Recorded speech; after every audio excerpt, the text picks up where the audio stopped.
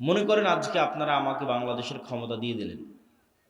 বাংলাদেশের ক্ষমতায় যাওয়ার পর আমি কালকে ঘোষণা দিয়ে দিলাম এই দেশ শতভাগ ইসলামী রাষ্ট্র। ঘোষণা দেওয়ার 1 সেকেন্ডের মধ্যে ভারত এবং আমেরিকা বাংলাদেশকে বয়কট করবে অর্থনৈতিকভাবে। অর্থনৈতিকভাবে বয়কট করার পর বাংলাদেশে এখন যে সুযোগ সুবিধা আপনারা ভোগ করতেছেন সেই সুযোগ সুবিধা আর ভোগ করতে পারবেন না। এই বিদ্যুৎ আর থাকবে না, থাকবে অনেক অল্প, হয়তো 20%, যতদিন না পূর্ণাঙ্গ উৎপাদন না করা হয়েছে। ভারতের আদানির লাইন বন্ধ করে দেবে, আরও কত কি, রাশিয়ারটাও বন্ধ হয়ে যেতে পারে, সব বন্ধ হয়ে যাবে। বিদেশ থেকে ডলার আসবে না, ইউরো আসবে না, প্রবাসীদের ধরে ধরে পাঠিয়ে দেবে। অনেক কিছু, গার্মেন্টসে ক্রয় আদেশ বাতিল হয়ে যাবে। আপনার গাইবান্ধার কত মানুষ গার্মেন্টস থেকে ইনকাম করতেছে, ওরা ইনকাম পাবে না, বাড়ি ফেরত চলে আসবে। তো যখন দেখবেন যে এরকম ভয়ঙ্কর ম্যাসাকার চলতেছে, আপনি বলবেন যে রাখো তোমার দিন, রাখো তোমার ইসলাম, নামাও আবদুল্লাহকে, দরকার নাই, এর চেয়ে আগেরটাই ভালো ছিল। এটাই বাস্তবতা। তাহলে কখন ইসলামের বিজয় সম্ভব হবে?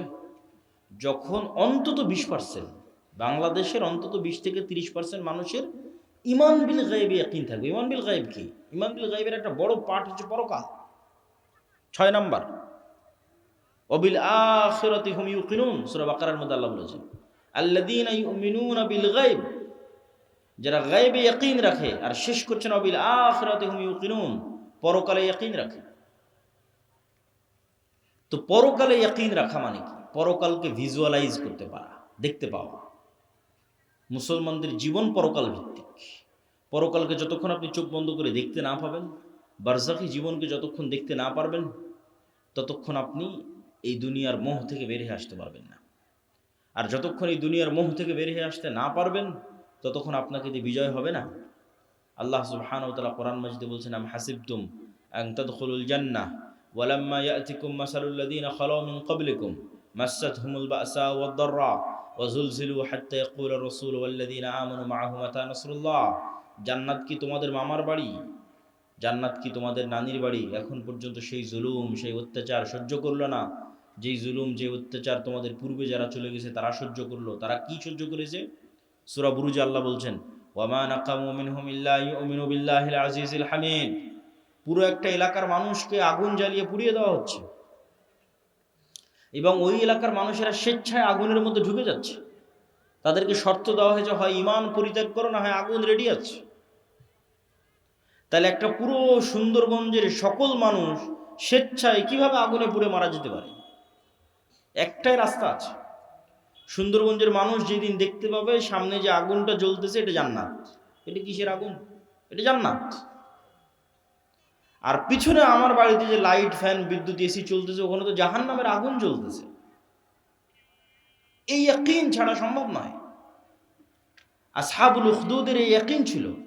তারা স্বেচ্ছায় আগুনে চলে গেছে, কেন? ওই আগুনের মধ্যে ওরা জান্নাত দেখতে পাচ্ছিল। আর ওদের বাড়িতে ঘরে ওরা জ্বলন্ত জাহান্নামের আগুন দেখতে পাচ্ছিল। এটাই ইয়াকিন, এটাই পরকালের উপর ইয়াকিন। অন্তত 20% মানুষের এই লেভেলের যতক্ষণ ইমান না হবে, ততক্ষণ ইসলামের বিজয় হবে না। মুসলমানেরা জোর করে টেনে না হবে, কেননা পরকালমুখী চিন্তা ছাড়া ইসলামের বিজয় সম্ভব নয়। বস্তুবাদী চিন্তা দিয়ে ইসলাম কোনোদিন বিজয় হবে না। বস্তুবাদ তো ধোঁকা, আপনাকে গোলাম বানানোর ধোঁকা, আপনার দিনকে ছিনিয়ে নেওয়ার ধোঁকা। সম্মানিত বুঝছে, এই জন্য ইমান বিল গায়বে ইয়াকিন লাগবে। তারপরে দুনিয়াতে কি করতে হবে? দুনিয়াতে দুটো জিনিসের মাধ্যমে নেতা তৈরি হয়। একটা হচ্ছে জ্ঞান এবং শিক্ষা, আর একটা হচ্ছে সত্যবাদিতা এবং ন্যায়পরায়ণতা। এই দুইটার মাধ্যমে নেতা তৈরি হয়, নেতা তৈরির কারখানা। ন্যায়পরায়ণতার আমানতদারিতা যেন মুসলমানদের মধ্যে না থাকে, এই জন্য মুসলমানদের উপর চাপিয়ে দেওয়া আছে গণতন্ত্র। গণতন্ত্র হচ্ছে গোলাম তৈরির কারখানা। কেন? গণতন্ত্রের কালচারই এমন যে ওখানে আপনাকে মিথ্যা বলতে হবে। গণতন্ত্রের কালচারই এমন, ওখানে আপনাকে 2 নম্বরই করতে হবে, ধোঁকাবাজি করতে হবে। অন্য দলের সাথে তো বহু দূরে থাক, একই দলের একই আসনের মনোনয়ন প্রার্থী একজন আর একজনের বিরুদ্ধে যদি 2 নম্বরই না করে, তো মনোনয়নে নিয়ে আসতে পারবে না। তাহলে এই যে 2 নম্বরই করলাম, কেননা রাষ্ট্রে ইসলামের ট্রাম্প কার্ডই হচ্ছে, রাষ্ট্রে ইসলামের বিজ্ঞাপনই হচ্ছে ন্যায়, ন্যায় পরায়ণতা, ন্যায় বিচার, সত্যবাদিতা। এটা মোহাম্মদ সাল্লাল্লাহু আলাইহি ওয়াসাল্লাম মার্কেটিং করে গেছে ঈসা আলাইহিস সালামের জন্য, যে ঈসা আলাইহিস সালামের পূর্বে পৃথিবী জুলমে ভরা থাকবে, ঈসা আলাইহিস সালাম না আসা পর্যন্ত কিয়ামত কায়েম হবে না। লা তাকুমুস সাআ হাত্তা ইয়ানজিলা ঈসা ইবনে মারইয়াম, ঈসা ইবনে মারইয়াম যতক্ষণ অবতীর্ণ না হয়েছে কিয়ামত হবে না। আর ঈসা ইবনে মারইয়াম অবতীর্ণ হয়ে কি করবে জানো? সারা পৃথিবীতে ন্যায় প্রতিষ্ঠা করবে। আল্লাহু আকবার।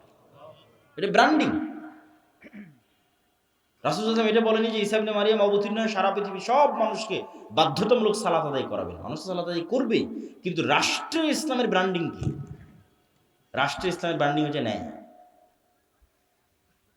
তো ওই OC, DC, SP, AC land, sub registrar এরা এমন ইসলাম বুঝলো যে এরা এখন মানুষের টাকা মেরে নিয়ে হজ করে, ঘুষ নিয়ে মসজিদে দান করে, প্রশ্ন ফাঁসের টাকা দিয়ে মাদ্রাসায় দান করে। তাহলে আমরা কি ইসলাম বুঝালাম বলেন মানুষকে? এটার সাথে যে ইসলামের কোনো সম্পর্ক নাই, এটা যে মুনাফিকি, এটা তো আমরা বুঝাতে পারলাম না। এইটার তো দিনের সাথে ঠাট্টা আছে, এটা তো মুনাফিকি আছে। ধরেন একজন মানুষ হারাম নয় হালাল টাকা দিয়ে দান করলো, একজন মানুষ 5 ওয়াক্ত সালাত জামাতে মসজিদে আদায় করলো, রাতে তাহাজ্জুদের সালাত আদায় করলো, তবুও ওই রাতে তাহাজ্জুদ সালাত আদায়কারীর চেয়ে আর আল্লাহর রাস্তায় হালাল টাকা দানকারীর চেয়ে ওসি যদি শুধু তার নিজ চেয়ারে বসে ন্যায় প্রতিষ্ঠা করতে শতভাগ, ওইটা বেশি নেকির কাজ ছিল। এইটাই তো বুঝাতে পারলাম না। এটা রাসূল সাল্লাল্লাহু আলাইহি ওয়াসাল্লামের হাদিস, সাবআতু ইউযিল্লুহুমুল্লাহ ইয়াওমা লা যিল্লা ইল্লা যিল্লু। 7 শ্রেণীর মানুষকে আল্লাহ আরশের ছায়া দিবেন, তার 1 নম্বরে জায়গা দেওয়া আছে ন্যায় পরায়ণ, দায়িত্বশীল। বাকি নামাজি, দানকারী এদেরকে 2, 3, 4 জায়গা দেওয়া আছে। আর 1 নম্বরে জায়গা দেওয়া আছে যে নিজ দায়িত্বে শতভাগ ন্যায় পরায়ণ। তাহলে OC, DC, SP, AC land, sub registrar এদেরকে আমরা বুঝাতে পারলাম না যে তুমি তো যে পাগলামি করতেছো ওটা তো মুনাফিকি, ওটা তো করার দরকারই নাই। তুমি এই যে দায়িত্ব বসে আছো এটাই শতভাগ ন্যায়ের সাথে যদি তুমি পালন করতে পারো, তাহলে তুমি কি পালন করতেছো জানো? রব্বুল আলামিনের গুণে গুণান্বিত হচ্ছে। রব্বুল আলামিন আল্লাহ, তার সবচেয়ে বড় গুণ হচ্ছে তিনি ন্যায়পরায়ণ, জুলম করেন না। মানুষ হয়ে তুমি মানুষের উপর শতভাগ ন্যায় করতেছো, দিস ইজ এ মিরাকল। মানুষ হয়ে তুমি রব্বুল আলামিনের যে গুণ, যে উনি কারো উপর জুলুম করবেন না, সেটা তুমি বাস্তবায়ন করছো। এটা অনেক মহৎ গুণ, বিশাল গুণ, কিন্তু এটা আমরা মানুষকে বুঝাতে পারলাম না। ইসলাম কি এটা মানুষকে বুঝাতে আমরা ব্যর্থ। তাহলে সত্যবাদিতা, ন্যায়পরায়ণতা ছাড়া নেতা হওয়ার কোনো সুযোগ নাই। আর সত্যবাদী ন্যায়পরায়ণ মানুষ যেন বের না হয়ে আসে, এই জন্য গণতন্ত্র। এই গণতন্ত্রের ফাঁক দিয়ে যদি কেউ সত্যবাদী ন্যায়পরায়ণ বের হয়েও আসে, তাহলে ওসমান হাদির মতো গুলি করে হত্যা করা হবে। কেন? ওটার ওজন বহন করতে পারবে না রাষ্ট্র, আধিপত্যবাদী শক্তি ওইটার ওজন বহন করতে পারবে না। আর শিক্ষা এবং জ্ঞান, আল্লাহ পৃথিবীকে যেই ফাংশনের উপর তৈরি করেছেন, সেই ফাংশনের মধ্যে এটাই আছে যে শিক্ষা এবং জ্ঞানের বাটন যে চাপ দিবে সে নেতা হবে। এখন সুন্দরগঞ্জের যুবকেরা যদি সব free fire, PUBG, TikTok, IPL, BPL এগুলো নিয়ে ব্যস্ত থাকে, সময় নষ্ট করে, মদ, জুয়া, গাঞ্জা নিয়ে ব্যস্ত থাকে, আর ইউরোপ আমেরিকার ইহুদি খ্রিস্টানের সন্তানেরা যদি জ্ঞান অর্জন করে, তো আল্লাহ বলবে না এই ইহুদি খ্রিস্টান তোদের নেতা বানাবো না, আমার সুন্দরগঞ্জে কিছু মদখোর, জুয়াখোরকে নেতা বানাবো। এটা আল্লাহ করবেন না। আল্লাহ নিজের তৈরি করা রুলস ভাঙ্গেন না। ওই ইহুদি খ্রিস্টানের নেতা হয়ে যাবে। আর এই সুন্দরগঞ্জের মদখোর, জুয়াখোর মুসলমান হওয়ার পরও গোলাম থাকবে। কেন? আমার পায়ে গোলামির জঞ্জির সে নিজে বেঁধেছে, কিছু করার নাই। আল্লাহ এই সিস্টেম তৈরি করেছে যে জ্ঞানী নেতা হওয়া যায়। কেন বলেন তো? আল্লাহ নিজে সবার চেয়ে জ্ঞানী। আদম আলাইহিস সালাতু ওয়াস সালামকে জ্ঞান দিয়ে আল্লাহ সম্মান দিয়ে ফেরেশতা এবং জিন দিয়ে সিজদা করিয়েছে। ইবলিস করেনি, ইবলিস বোঝেইনি, ইবলিসের প্রশ্নই ভুল। ইবলিস প্রশ্ন করেছে আমি তো আগুনের তৈরি। আরে পাগলা, আগুনের তৈরি আর নূরের তৈরি এগুলো তো কথা নয়, জ্ঞান তো তোমার চেয়ে বেশি। আদম আলাইহিস সালাতু ওয়াস সালামকে জ্ঞান দেওয়া হয়েছে তোমার চেয়ে বেশি, নাহলে তোমার আগুনের চেয়ে নূরের তৈরি ফেরেশতা তো আরো শ্রেষ্ঠ। নূরের তৈরি ফেরেশতা কি জন্য সিজদা করতেছে, আর তুমি আগুনের তৈরি হয়ে কি বলতে চাও, কি বুঝাতে চাও? জ্ঞানই শ্রেষ্ঠত্ব, জ্ঞানই ক্ষমতা। আল্লাহ তলুতকে যখন নেতা বানালেন তখন বলছেন বাস্তাতাং ফিল ইলমি ওয়াল জিসম, আমি তলুতকে নেতা বানিয়েছি জ্ঞানের জোরে, জ্ঞানের ক্ষমতায়। কিন্তু আজ মুসলমানদের সাথে জ্ঞানের কোনো সম্পর্ক নেই, বই পুস্তক পড়ার কোনো সম্পর্ক নাই। তাহলে কিভাবে নেতা হবেন? গোলামির জিনজির তো আমরা আমাদের পায়ে নিজেরাই বেঁধেছি।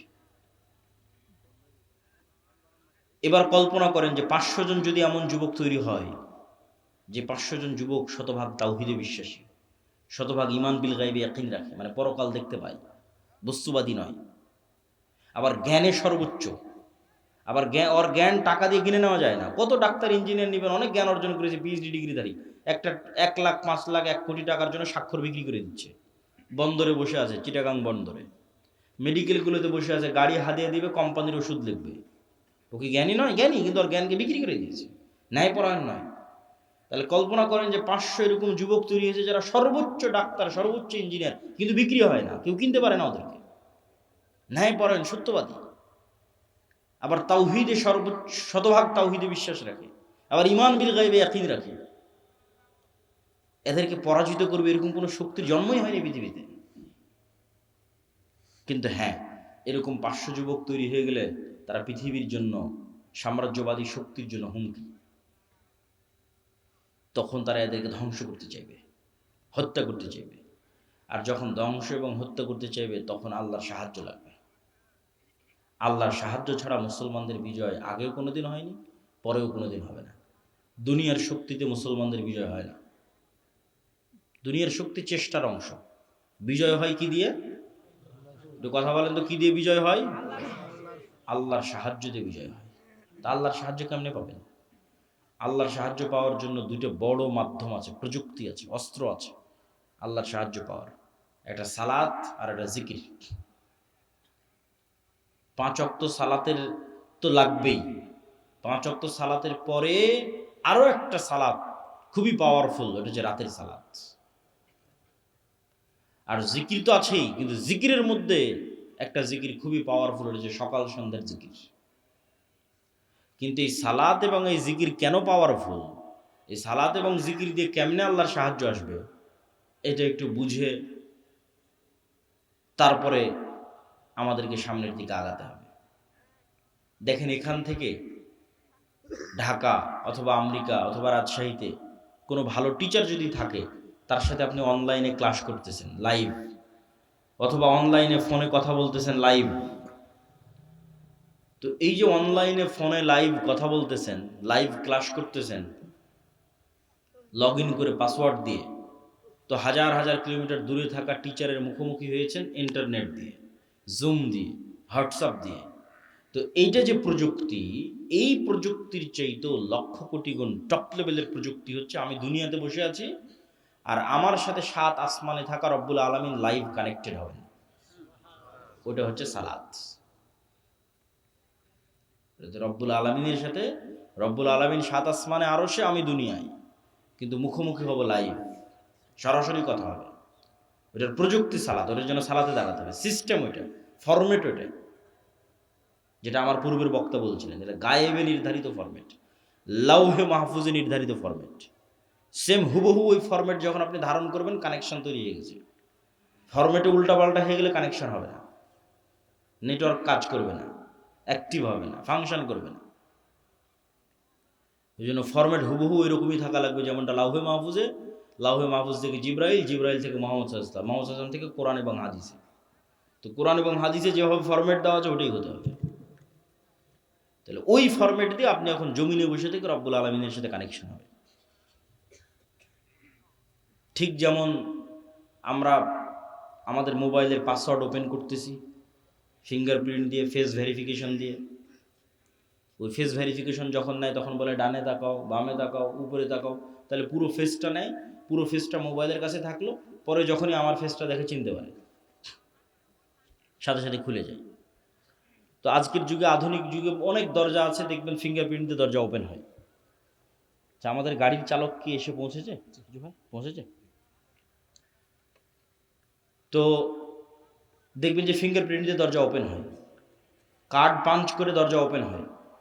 তো মনে করেন আমরা অত্যাধুনিক প্রযুক্তির একটা দরজার সামনে দাঁড়িয়ে আছি, যেই দরজা পাসওয়ার্ড অনেক কঠিন, প্রচুর ভ্যারাইটিস পাসওয়ার্ড। যেমন মোবাইলের পাসওয়ার্ড দেওয়ার সময় ওরা কি বলে, বলে যে শুধু ইংরেজি লিখিও না, সংখ্যা দাও, 1 2 3 4 দাও, 1 2 3 4 পরে হ্যাশ দাও, স্টার দাও, যত রকমের দিতে পারো তত পাসওয়ার্ড শক্ত।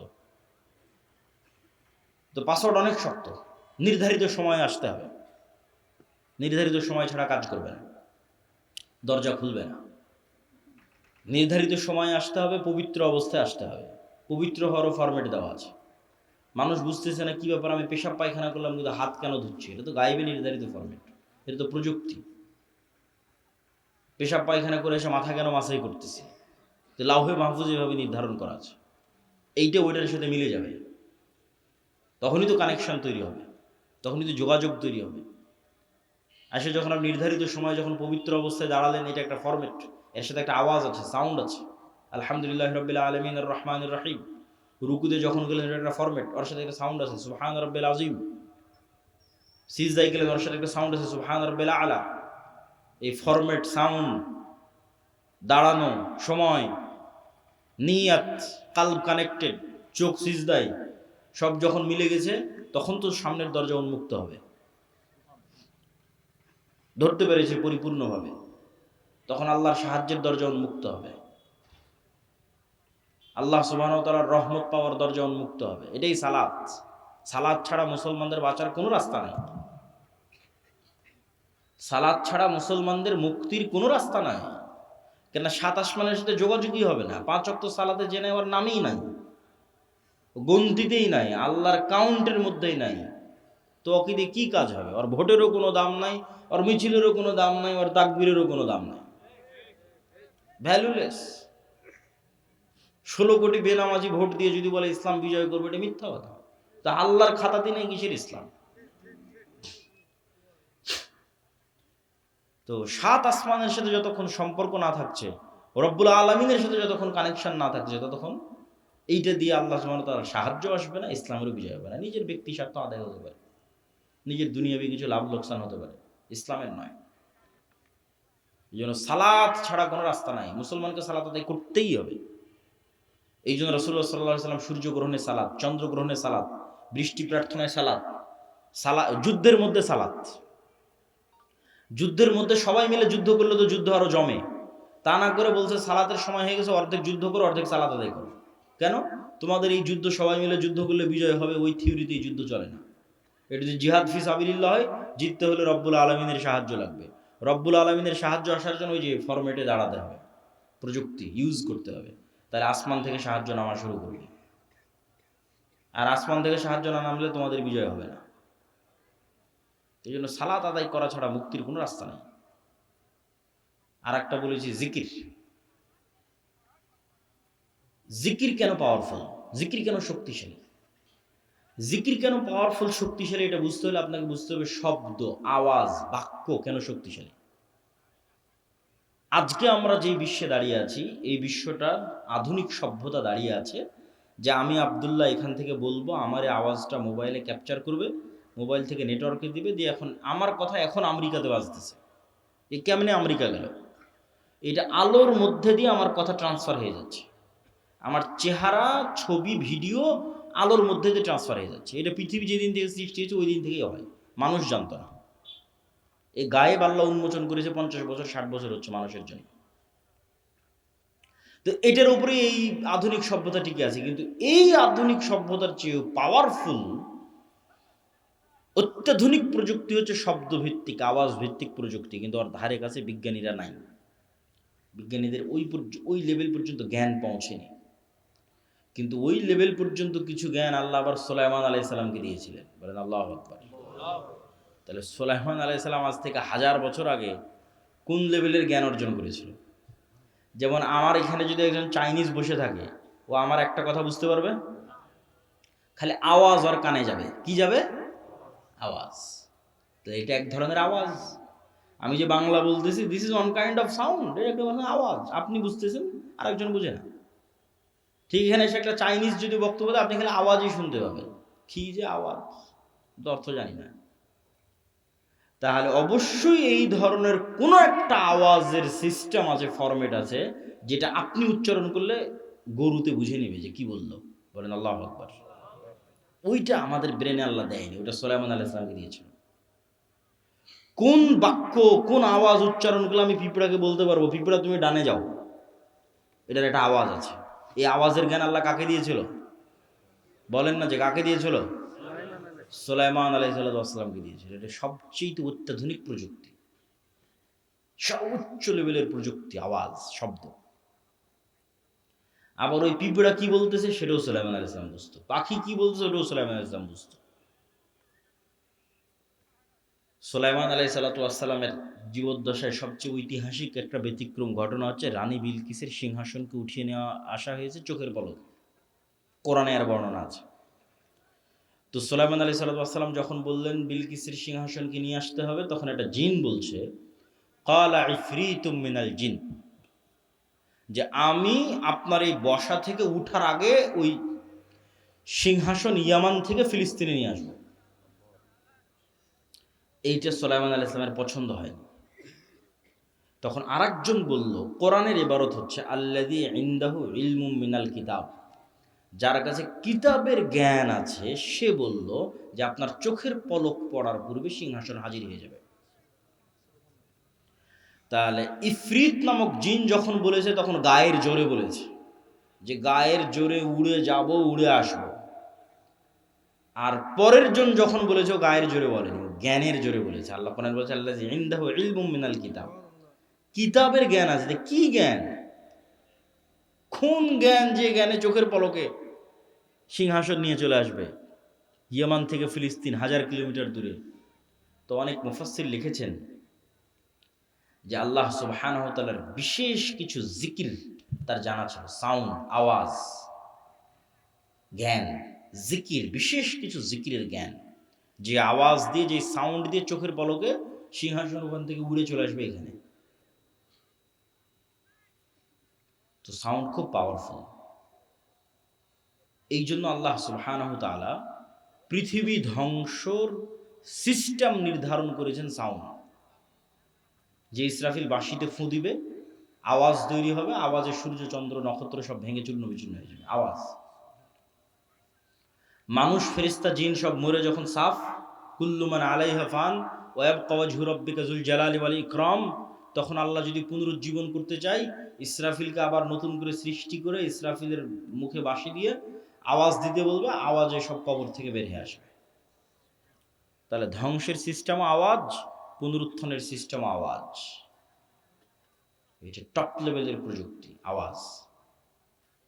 এই জন্য মুসা আলাইহিস সালামকে যে লাঠি দেওয়া হয়েছে, মুসা আলাইহিস সালামের যে মুজিজার পাথর ছিল যেটাতে আঘাত করে বৃষ্টি তৈরি, ঝর্ণা তৈরি হয়েছিল, যে পাথর আর লাঠি বানু ইসরায়েলরা বহন করতো তাবুত নাম দিয়ে, কোরআনে আছে তাবুতের কথা, আর সাকিনা, তাবুত।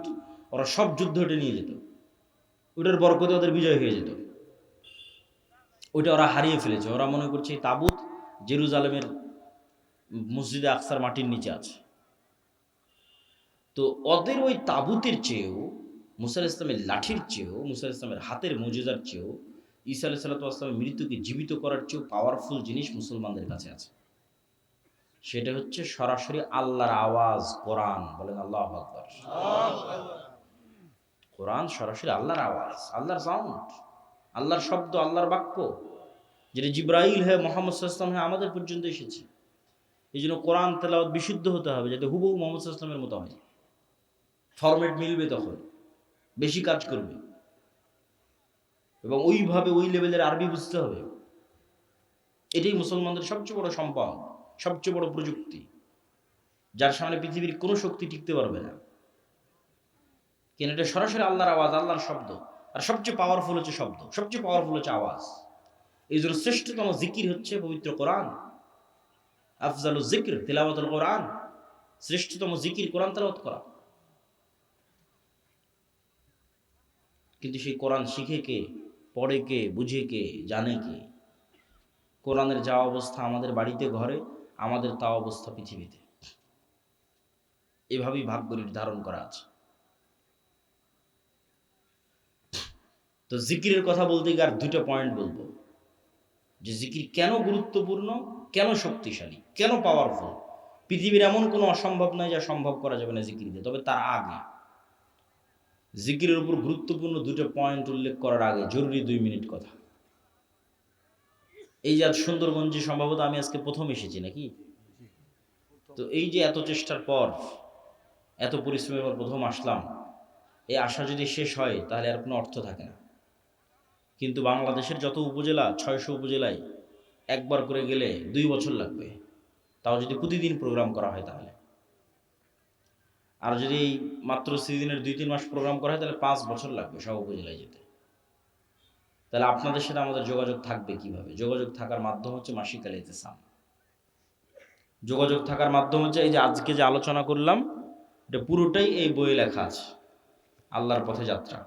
এটা সব দাওয়া সেন্টার, মসজিদ, মাদ্রাসা, স্কুল, কলেজে রেখে প্রতি সপ্তাহে অন্তত একদিন 1-2 পৃষ্ঠা করে পাঠচক্র করতে হবে।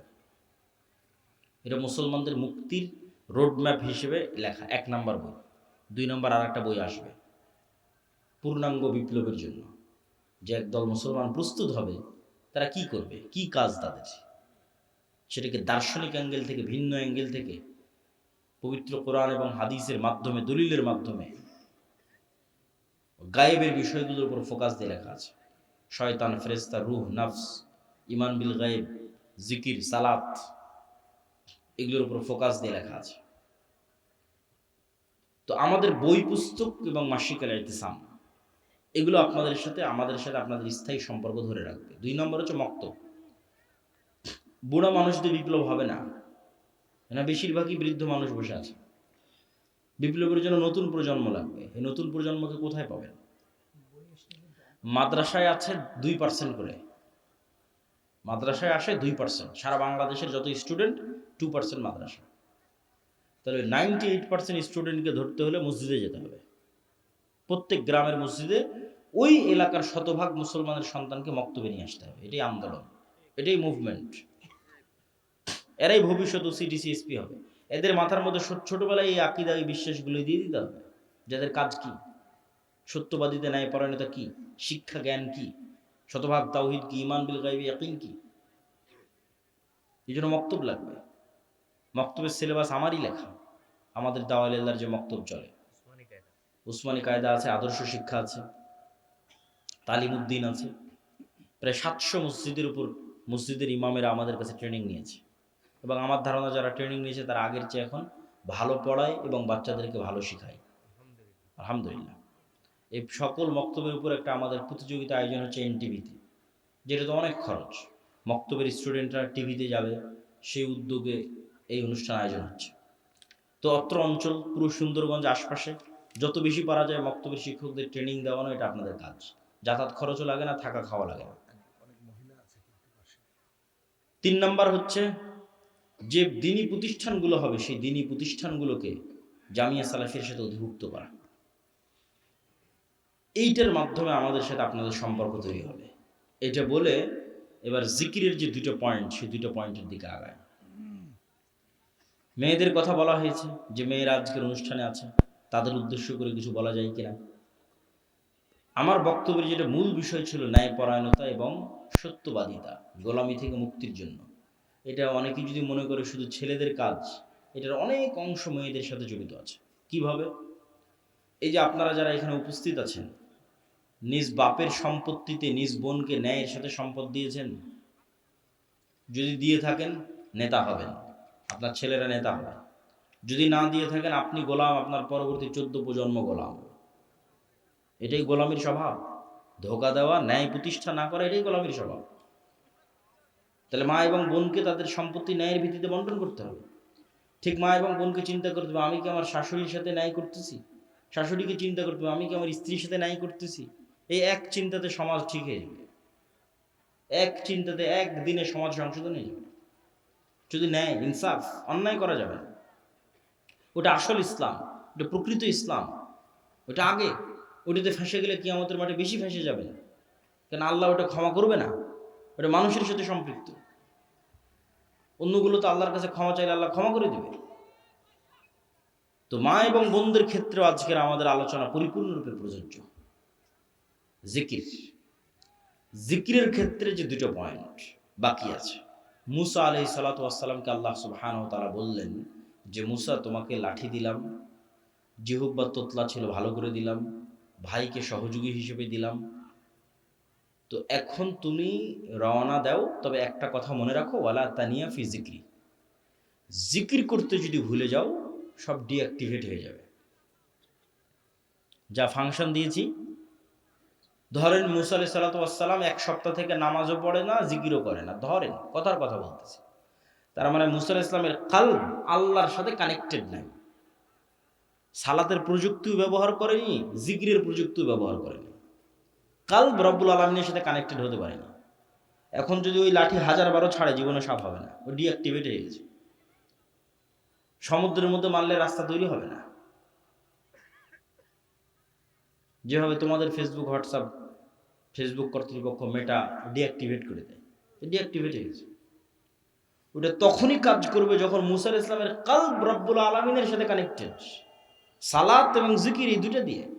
ওটা আল্লাহ বলে দিচ্ছে, ওয়ালা তানিয়া ফি জিক্রি, খবরদার আমাকে স্মরণ করতে বলিও না, তোমার কলবকে আমার সাথে কানেক্টেড থাকতে হবে, তাহলে তোমার হাতের লাঠি সমুদ্রে মারলে রাস্তা তৈরি হয়ে যাবে। আল্লাহু আকবার। এই জন্য জিকিরের কোনো বিকল্প নাই। দোয়াতে নিজের প্রয়োজন বেশি থাকে, যে আল্লাহ আমাকে এটা দাও, টাকা পয়সা দাও, ছেলেকে প্লাস দাও, মেয়ের ভালো পাত্রে বিবাহ দিয়ে দাও, ধন সম্পদ দাও, আল্লাহ দ্রুত বিয়ের ব্যবস্থা করে দাও, কত রকমের সব নিজের প্রয়োজনের দোয়া দেব। মানুষ দোয়া করবে, আল্লাহ পছন্দ করে, কোনো সমস্যা নেই, কিন্তু জিকিরে নিজের প্রয়োজন থাকে না। জিকির শুধু আল্লাহর বড়ত্ব, আল্লাহর মহত্ব, আল্লাহর গুণগান, আল্লাহর পবিত্রতা, আল্লাহর শ্রেষ্ঠত্ব, বান্দার কোনো স্বার্থ নাই। জিকির ফেরেশতাদের ইবাদত, জিকির আমার আশেপাশে যা আছে সবগুলোর ইবাদত। আল্লাহ সুবহানাহু ওয়া তাআলা বলছেন, এটা একটা গায়েবের নিউজ, এটাতে বক্তব্যের শেষের দিকে চলে যাব।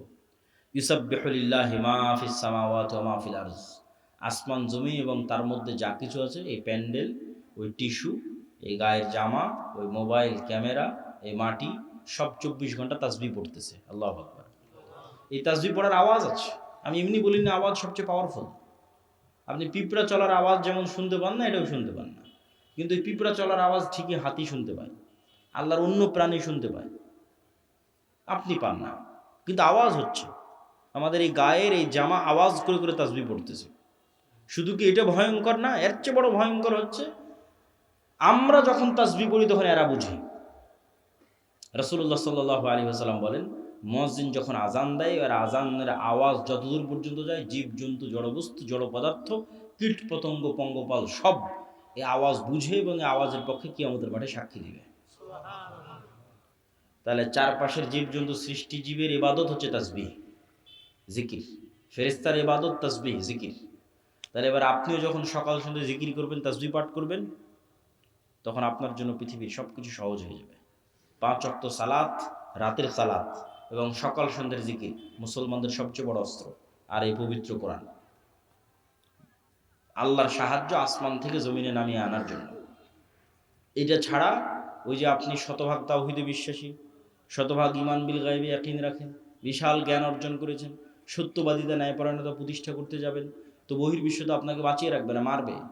তখন তো আপনার আল্লাহর সাহায্য লাগবে, তখন কি করবেন? বিজয় অর্জন করতে পারবেন না। এই জন্য আগে থেকেই আল্লাহ সুবহানাহু ওয়া তাআলার সাথে সম্পর্ক লাগবে। এই জন্য সালাত লাগবে, রাতের সালাত লাগবে, সকাল সন্ধ্যার জিকির লাগবে। আল্লাহ সুবহানাহু ওয়া তাআলা আমাদেরকে এই বিষয়গুলোর উপর আমল করার তৌফিক দান করুক, আল্লাহুম্মা আমিন। আজকে আমাদের এই বক্তব্যের যে বইকে কেন্দ্র করে আলোচনা হলো, সেটা আল্লাহর পথে যাত্রা। তবে আরেকটা বই আজকে পাবেন, সেটা হচ্ছে রাসূল সাল্লাল্লাহু আলাইহি ওয়াসাল্লাম দেখতে যেমন ছিলেন। এটা আল্লাহর নবীর চেহারা, তার তার চেহারা মোবারক, তার দাড়ি, তার চুল, তার হাত পা, গায়ের জামা, হাঁটার ধরন, নাকের স্টাইল, সব এই বইয়ের মধ্যে আছে। এই বই এবং মাসিকাল ইতিসাম এগুলোকে মূল্যায়ন করবেন, তাড়াহুড়ো করে ওঠার দরকার নাই। দু একটা প্রশ্ন আছে, প্রশ্নের উত্তরগুলো আমরা দিয়ে নিই। আর বই স্টেজের ডান পাশে, প্রশ্ন থাকলে লিখে দিতে পারেন, সংক্ষেপে কয়েকটা প্রশ্ন উত্তর দেওয়া হবে। এবং বইগুলো আপনারা একটু ডান সাইডটা ফাঁকা দেন, ডান সাইড থেকে স্টেজের ডান পাশে।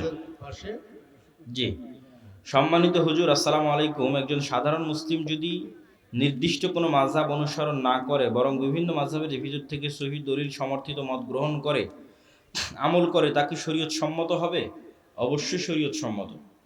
কোরআন এবং সহি হাদিস ভিত্তিক জীবনযাপন করে শরীয়ত সম্মত। আমার প্রতিবেশী আমার ওপর জাদু করেছে, আমি আলহামদুলিল্লাহ এখন সুস্থ, এমন কোনো আমল আছে কি যাতে দ্বিতীয়বার কালো জাদু খাটাতে না পারে? দেখেন, ডিফেন্সিভ আমল তো আছে, কিন্তু ডিফেন্সিভ আমল সর্বোচ্চ লেভেলে কার্যকরী হবে এটা বলা যাবে না। ডিফেন্সিভ আমল আছে, আমল দিয়ে আপনি মুক্তি পাবেন, সেটাই আপনাকে পবিত্র থাকতে হবে সর্বাবস্থায়। 5 ওয়াক্ত সালাত আদায় করতে হবে, সকাল সন্ধ্যার জিকির করতে হবে, সূরা বাকারা, আয়াতুল কুরসি, সূরা বাকারার শেষ 2 আয়াত, সূরা ফাতিহা, নাস, ফালাক, ইখলাস এগুলো তেলাওয়াত করতে হবে। ঘুমাতে যাওয়ার দোয়া, ঘুম থেকে ওঠার দোয়া এগুলো সব ঠিক রাখতে হবে।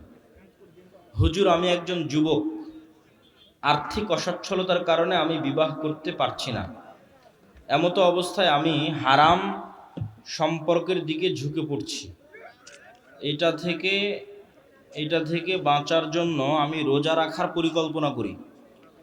এখন আমার প্রশ্ন হলো, কোন পদ্ধতিতে রোজা রেখে নিজেকে নিয়ন্ত্রণ করতে পারবো, অথবা এই সমস্যার স্থায়ী সমাধান কি? পৃথিবীতে যত পাপ আছে, যুবকেরা এই প্রশ্ন প্রচুর করে, আমি এটাতে আসক্ত, কেমনে বেরিয়ে আসবো? গানে আসক্ত, মুখে আসক্ত, পর্নোগ্রাফিতে আসক্ত, কোনো নারীতে আসক্ত, কিভাবে বেরিয়ে আসবো? একটা রাস্তা আছে বের হওয়ার। রোজা তো রাখবা, ঠিক আছে, এটা তো রাসূল সাল্লাল্লাহু আলাইহি ওয়াসাল্লাম বলে গেছে, কিন্তু আমি একটা ট্রিক্স দিয়ে যাই বের হওয়ার রাস্তা। প্রথম কথা হচ্ছে, সব সমস্যার কেন্দ্রস্থল আমাদের এই নাফস, কালব। এর যে টান কোনো একটা কিছুর উপর, ওইটাকে কন্ট্রোল করার রাস্তা কি? ওইটাকে কন্ট্রোল করার জন্য আগে প্রশিক্ষণ দিতে হবে, একে নিজের কন্ট্রোলে রাখার প্রশিক্ষণ দিতে হবে। তো 1 নাম্বার প্রশিক্ষণ হচ্ছে সালাত। চ্যালেঞ্জ দিতে হবে, যে কোনো মূল্যে 5 ওয়াক্ত সালাত তাকবীরে তাহরিমার সাথে জামাতে আদায় করবই করব। মানে নিজের নাফসকে বাধ্য করব যে তুমি আমার কথা শুনতে বাধ্য। অন্তত 40 দিনের একটা কোর্স যদি আপনি করেন, যে 40 দিন একটানা 5 ওয়াক্ত সালাত তাকবীরে তাহরিমার সাথে আদায় করলেন, তাহলে পরের 40 দিনের পর থেকে আপনি বুঝবেন যে নিজের নাফসের উপর আপনার কন্ট্রোল তৈরি হয়েছে। এখন মনে চাইলেই সাথে সাথে কারোর সাথে কথা বলে ফেলবেন, সাথে সাথে কাউকে মেসেজ দিয়ে ফেলবেন, এটা অতটা হবে না।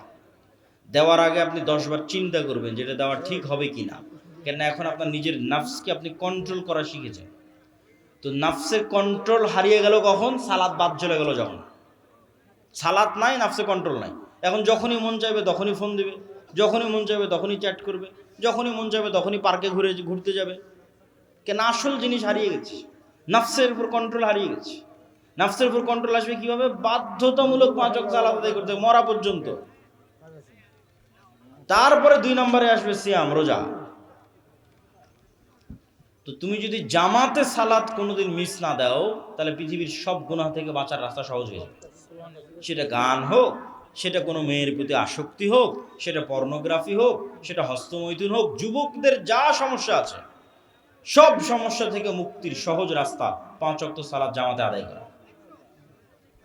তাহলে নিজের নাফসকে কন্ট্রোলে রাখা যায়।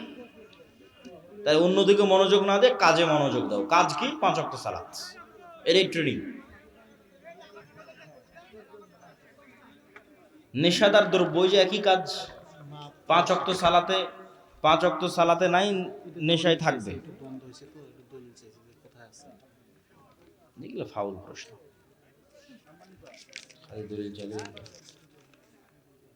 জি, আমরা বৈঠক শেষে দোয়া পড়ি।